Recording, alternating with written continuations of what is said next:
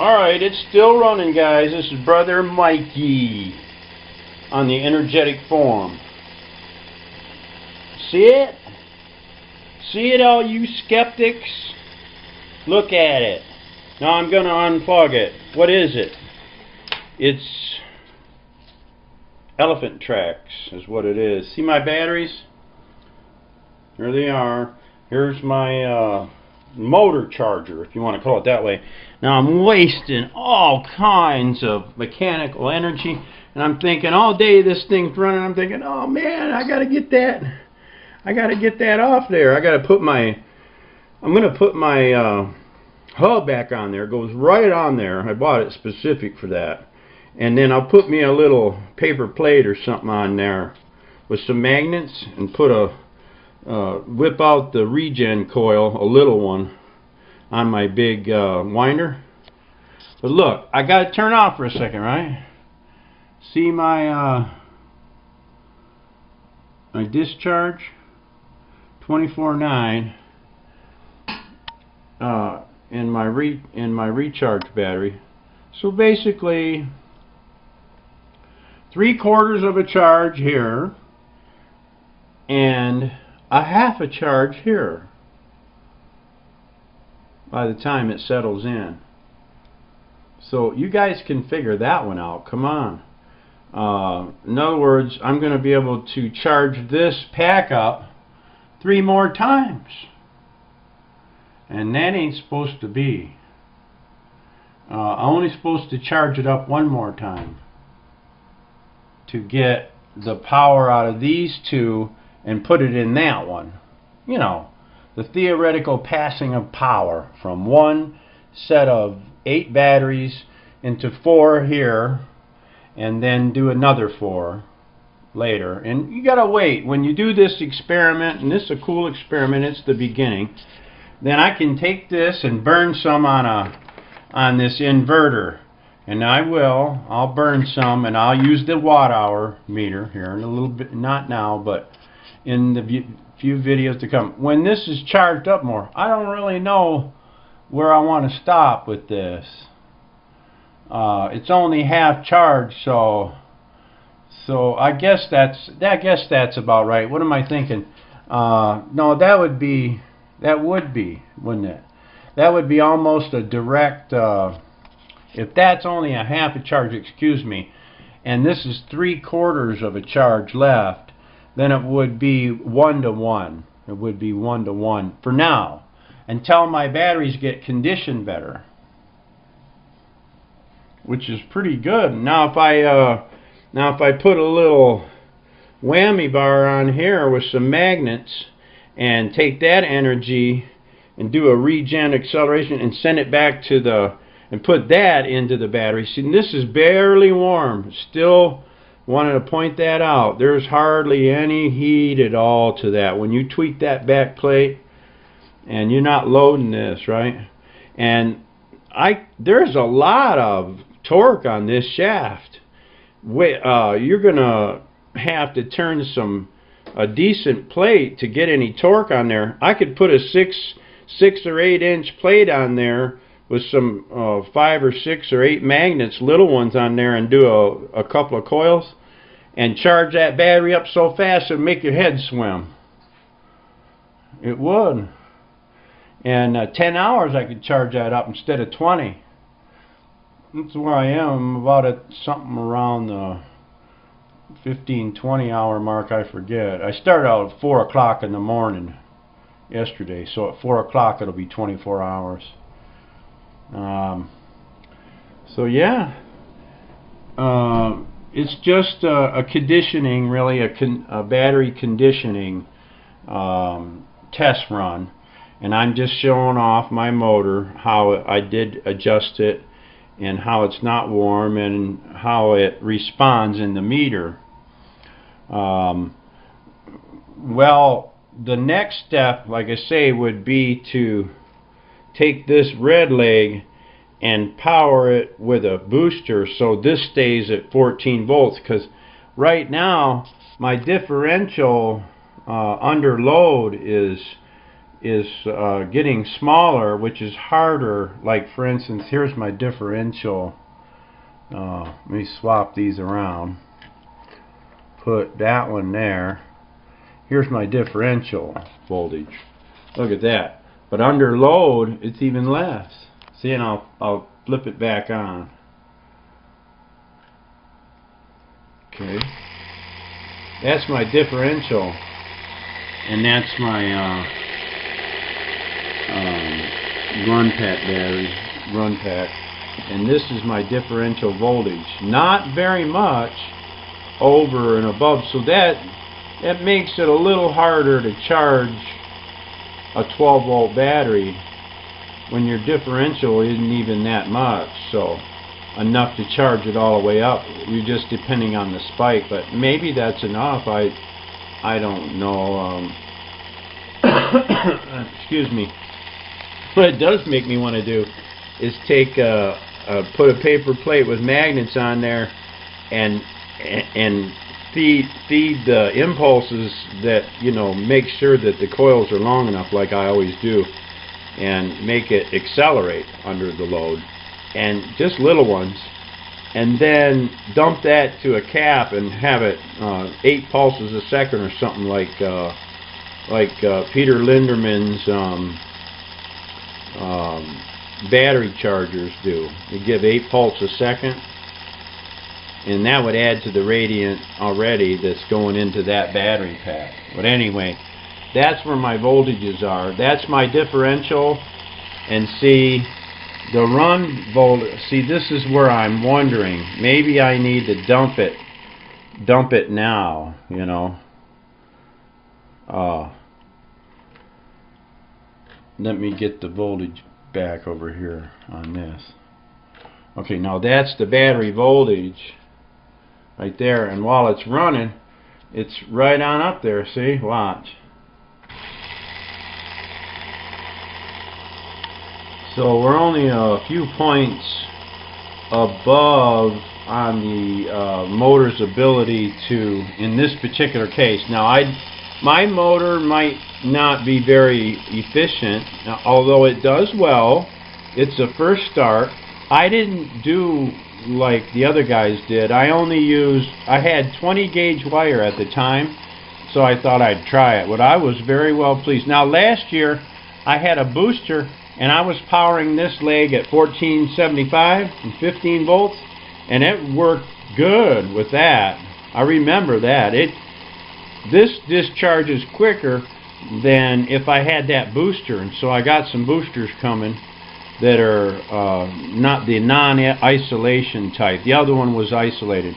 Okay, so that's it. I just wanted to show you the voltages, and we're getting ready, you know, near a full day. But I wanted to condition these batteries, which John Bedini talks about growing material on the plate. When he was alive, he talked about growing material on, and he had some good videos. And I need to convert these to elm too sometime down the road. I will. I'm not sure when. I might just take a whole other set just like this and convert them, and then compare the differences between regular and elm, just as an experiment, since I do have them now. I'm pretty excited about getting all these batteries, because that was sort of a weak link in the chain, not having them, right? But and then the motor, I never experienced anything like these types of motors. I guess UFOs got one too, but I never tried them, and other people too, but I never tried them, you know. This is my first and only modified motor I've ever tried, where you got the brush discharges pulsing a battery. But this is really the only experiment that I know of using 3 batteries, which there's 2 there and 1 here. People are asking me now on YouTube, all I see is, what is that? All I can see is some batteries. What's it do? Well, you guys are going to need to go to the energetic forum and look for splitting the positive thread, or the 3 battery generating systems is where the bulk of the information is. And there's some in the other one. So you can't explain that in a small email, you know. Okay, that's where I am right now, and I won't hold you guys any longer. Okay, I'm back. I didn't want to hold you long on the chatter about the motor and the batteries and the proportions of how much power is in that pack and how much is over here, but I did want to point out that 1220 to 1240 is just not enough of a potential difference to charge those batteries up anymore. So guess what? We're going to discharge this so we can keep our differential higher. You with me? And so we're going to take our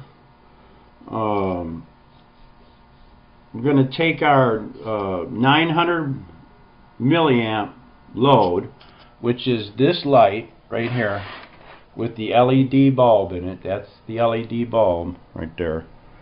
And here's the 100 watter that I had in there, but we're not going to use that big dog.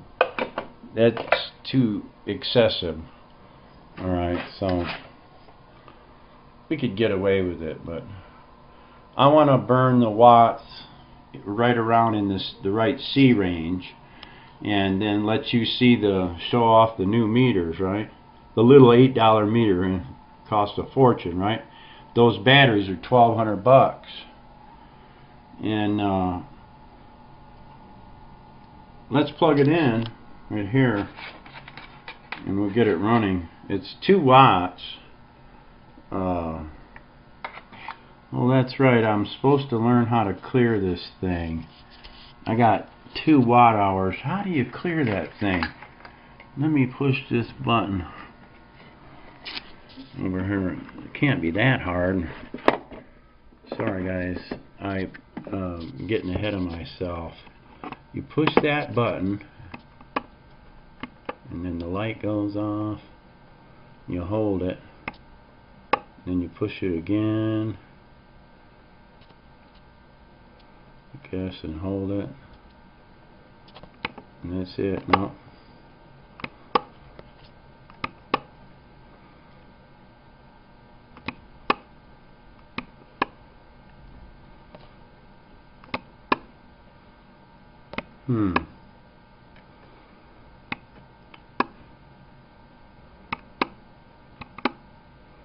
I'm sorry, I didn't learn how to do this yet. So anyway, looks like I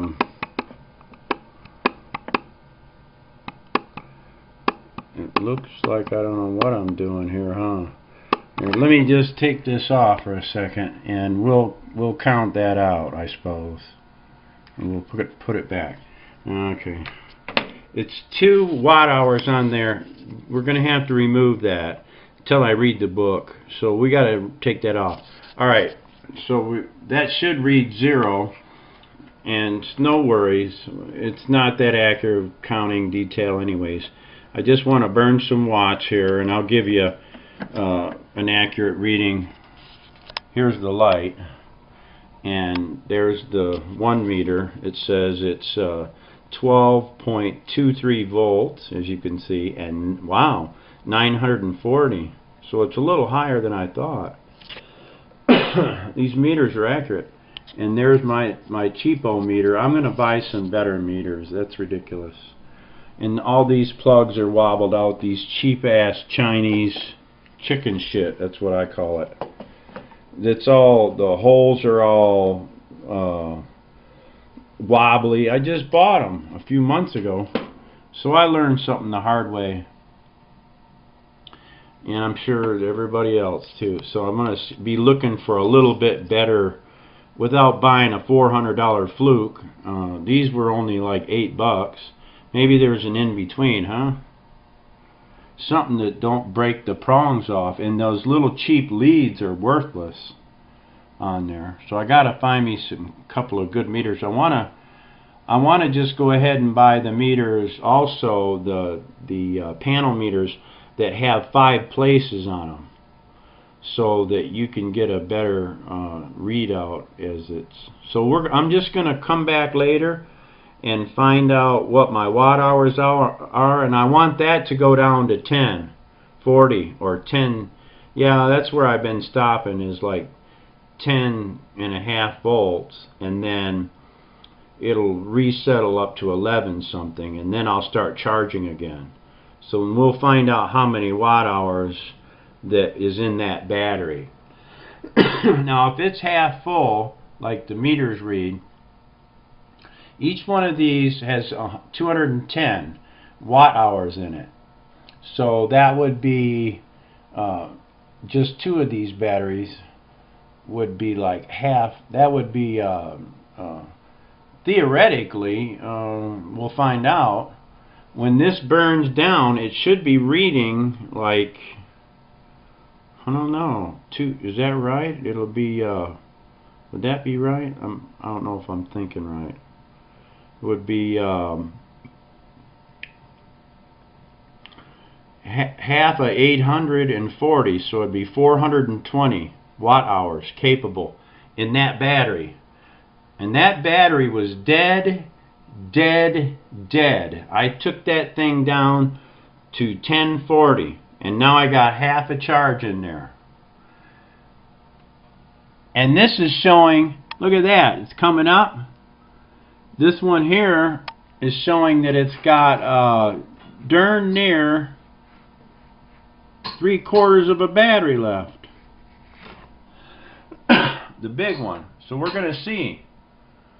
And I think the only fair shake here, just using common sense, is to get the differential high enough to charge that pack without a booster. Now when the boosters comes, it'll be a different story, and we'll watch the curve go up exponentially, I'm sure, because we can do some things with a booster on this. We can maintain a higher voltage, which I did do last year, and we can get those charged batteries up there quicker and more efficiently.